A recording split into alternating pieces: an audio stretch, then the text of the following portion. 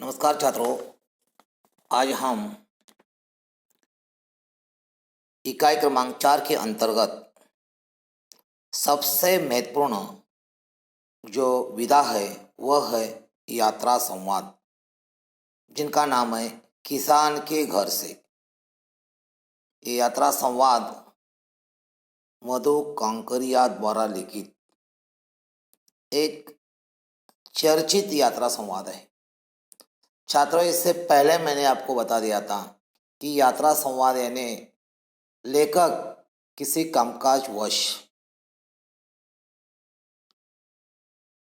कामकाजवश यात्रा के दौरान चला जाता है।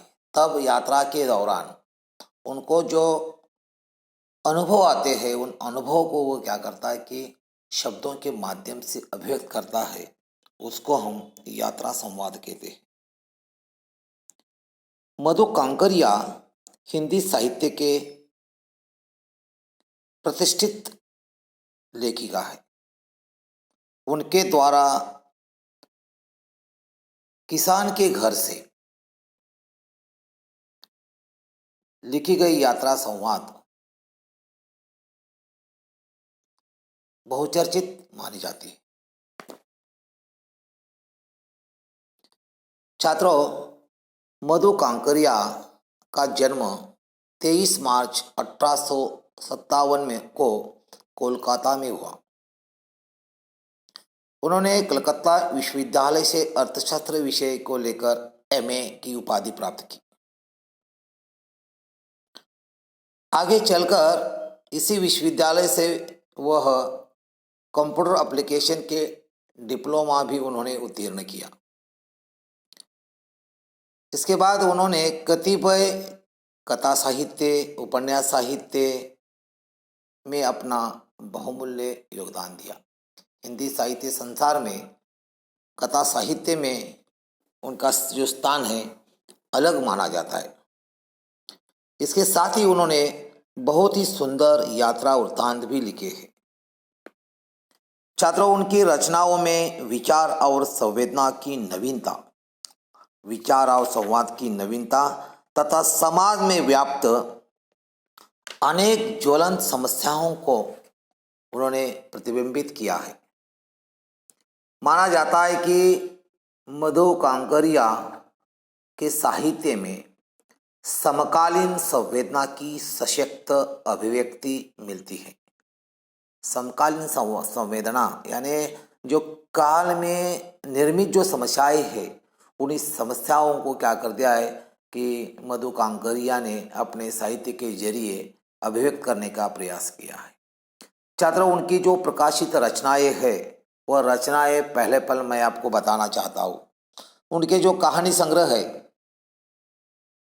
पहला है चिड़िया ऐसे मरती है, दूसरा है काली सील, तीसरा है फाइल, चौथा है उसे बुद्ध ने काटा, पांचवा है अंतहीन मरुस्थल और छठा है और अंत में यीशु, सातवां है बीतते हुए, आठवां है बहरी धोपरी के अंधेरे में आदि उनके चर्चित कहानी संग्रह माने जाते हैं। छात्रों, उपन्यास साहित्य में भी उन्होंने अपना बहुमूल्य योगदान दिया है। उनके प्रसिद्ध उपन्यासों में से पहला है खुले गगन के लाल सितारे। परीक्षा में प्रश्न आने की संभावना है। उनका प्रसिद्ध उपन्यास कौन सा है? खुले गगन के लाल सितारे पहला उपन्यास है। दूसरा है सूखते चिनार, तीसरा है सलाम आखिरी, चौथा है पत्ताखोर, पांचवा है सेज पर संस्कृत और छठा है हम यहाँ थे। इस प्रकार उनके एक चर्चित उपन्यास माने जाते हैं। छात्रों, उन्होंने कहानी और उपन्यास के साथ साथ यात्रा वृत्तांत में भी अपना योगदान दिया है। उनका पहला यात्रा वृत्तांत है बुद्ध,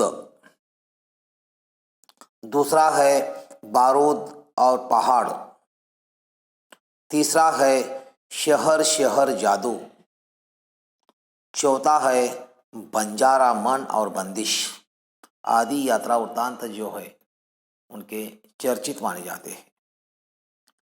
छात्रों, कहानी, उपन्यास और यात्रा वृत्तांत के साथ साथ इन्होंने एक टेली फिल्म भी बनाई जिनका नाम है रहना नहीं देश वीराना है। ये उनकी प्रसिद्ध टेलीफिल्म मानी जाती है, रहना नहीं देश वीराना है। छात्रों, मधु कांकरिया के साहित्यिक योगदान को देखते हुए उन्हें अनेक सम्मानों से भी सम्मानित किया गया है। उन्हें सन 2008 में कथाक्रम सम्मान तथा 2009 में हेमचंद्र साहित्य सम्मान तथा 2009 में अखिल भारतीय मारवाड़ी युवा मंच द्वारा समाज गौरव दिया गया। ऐसे एक बहुआयामी व्यक्तिमत्व के रूप में मधु जी को पहचाना जाता है। उनके द्वारा ये जो यात्रा वृत्तांत है किसान के घर से, इस यात्रा वृत्तांत में मधु जी ने किसान आत्महत्या पर अपने विचार अभिव्यक्त किए हैं। उनका कहना है कि किसान आत्महत्या क्यों करता है, उसके कारण क्या है। क्योंकि अर्थशास्त्र में एक उक्ति है, Indian farmers born in debits live in debits and died in debits. भारतीय किसान जो है कर्ज में जन्मता है, यानी ऋण में जन्मता है, ऋण में रहता है और ऋण लेकर ही मरता है। एक त्रिसूत्री मानी गई है।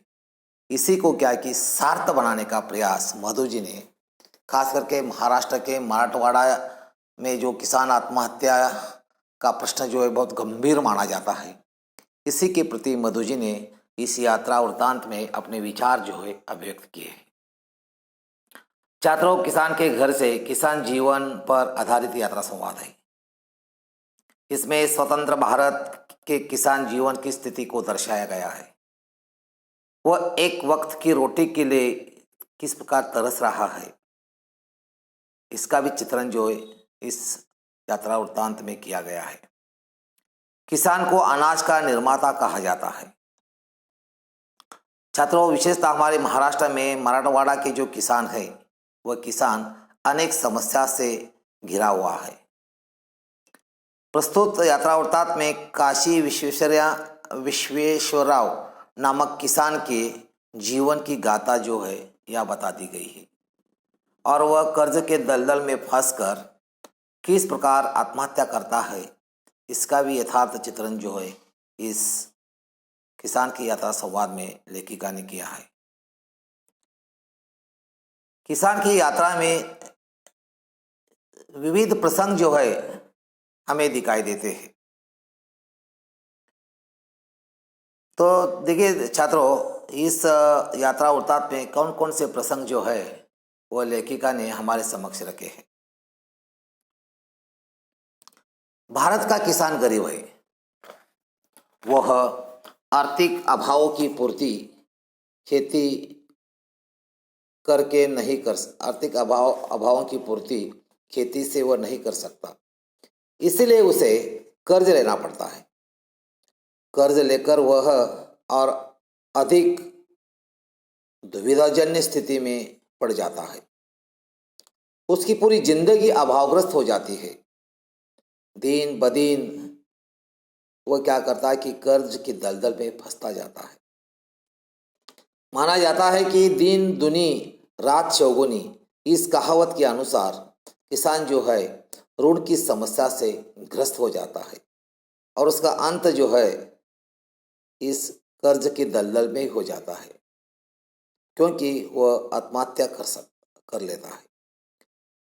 इसी विकट स्थिति का चित्रण जो है लेखिका ने इस किसान के घर से इस यात्रा संवाद में किया है। लेखिका और स्वयं 3 लड़कों के साथ यात्रा संवाद के लिए मराठवाड़ा में पहुंचती है। ये पूरी टीम जो है कारपोरेट कल्चर से संबंधित थी, पर किसान की समस्या को कागज पर उतारना चाहती थी। वह टीम प्रथम बलखेड़ गांव की ओर अग्रसर होने लगी। चारों ओर सूखा नजारा, जगह जगह कचरे के ढेर, कंटीली झाड़ियाँ, रास्ते में एक कुआं, एक मंदिर, पेड़ के नीचे भैंस और बीच सड़क पर उनकी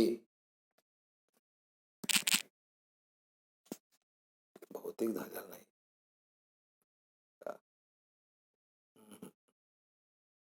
तर असं का व्हायला लागलंय? नाही झालेलं, होणारच नाही ते, बिकॉज ऑफ दॅट.